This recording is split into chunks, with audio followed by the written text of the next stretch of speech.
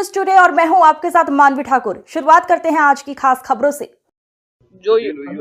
जो अमेरिका और भारत की डील हुई है, मैं मानती हूँ ये इक्वल टर्म्स पे नहीं हुई है। जो डोनाल्ड ट्रंप ने कहा कि हमने कह दिया है, उनको आश्वासन दिया है रशिया से तेल नहीं खरीदेंगे और $500 बिलियन का व्यापार करेंगे, जिसमें से वेनेजुएलन ऑयल होगा, एनर्जी सेक्टर होगा, एग्रीकल्चर होगा, कोल होगा, बहुत सारी चीजों का उन्होंने बात की है। और वही सेम चीज रूपरेखा अब हमारे ट्रेड डील में जो स्टेटमेंट रिलीज हुआ है उसमें सामने आया है। एग्रीकल्चर को भी लेकर अभी जो जनता के सामने आ रहा है, जो सबसे बड़ी परेशानी किसान को यही थी कि हम अपने मार्केट को तो इन लोगों के लिए खोल दें, 0% टैरिफ पे, नियरली 0% टैरिफ पे आ रहा है, पर हमारा जो सामान वहां पे जाएगा वहां पे 18% टैरिफ अभी भी लागू होगा। जो 25% एक्स्ट्रा टैरिफ था रशियन ऑयल खरीदने का, वो उन्होंने हटा दिया, यानी उनको आश्वासन दिया गया है कि हम रशिया से अब तेल नहीं खरीदेंगे। यानी हमारे जो नेशनल इंटरेस्ट है उसको दाव पे लगाकर, उसको खूंटी पे टांग कर इन्होंने जो डील करने का अपने आप में ताली बजा रहे हैं, ताली बटोर रहे हैं, शाबाशी बटोर रहे हैं।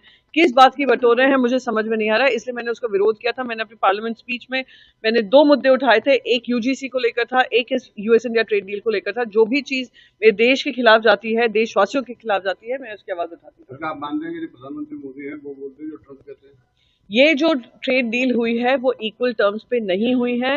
ये दोनों की बातचीत की वजह से नहीं हुई है। ये एक फरमान जारी हुआ है अमेरिका से, और जो उन्होंने बात कही थी अपने पहले ही ट्वीट में फ्रेमवर्क को लेकर, और हमारी सरकार की तरफ से चुप्पी बांधे हुए थे, और तीनों जो मंत्री हैं, जो जिम्मेदार हैं, वो आपस में ही तालमेल नहीं था। तो इसलिए मुझे लगता है इस ट्रेड डील का फरमान जारी हुआ है अमेरिका से और हमने उसका पालन किया। पीयूष गोयल कह रहे हैं कि इससे किसान सुरक्षित होगा, देश विकसित होगा, एमएसएमई को राहत मिलेगी।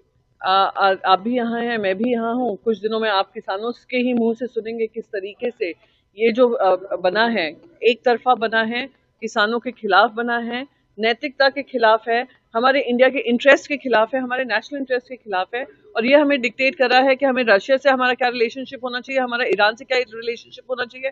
मैं एक और चीज बताऊंगी, बजट के सवेरे उनका डोनाल्ड ट्रंप का एक ट्वीट आया था जहां उन्होंने कहा कि इंडिया ने यह भी मना कर दिया कि ईरान से कोई तेल खरीदेंगे।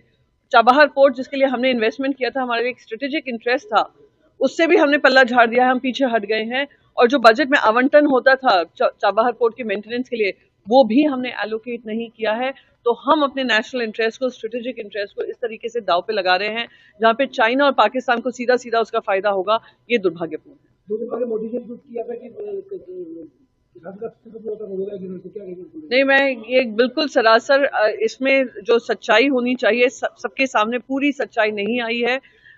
एग्रीकल्चर प्रोडक्ट्स, उनके खुद की मिनिस्टर वहां की कह रही हैं कि हमने अपना पूरा मार्केट उनके लिए खोला है, तो उनका जो 0% टैरिफ पे सामान आएगा, आप समझ सकते हैं हमारे किसानों पे किस तरीके का भार पड़ेगा। भले ही कह रहे हैं कि हमने ये इससे बाहर रखा है, इससे बाहर रखा है, जब तक ये डील साइन होगी तब तक आप उसमें बहुत अंतर देखेंगे, जो कथनी और करनी में सरकार की, आपको खुद ही समझ में आ जाएगा कैसे ये ट्रेड डील में किसानों के साथ अन्याय हुआ है। वृंदावन की रिवायतों से बातचीत हुई आज, मंदिरों के मुद्दा उठा, उसे आप कैसे?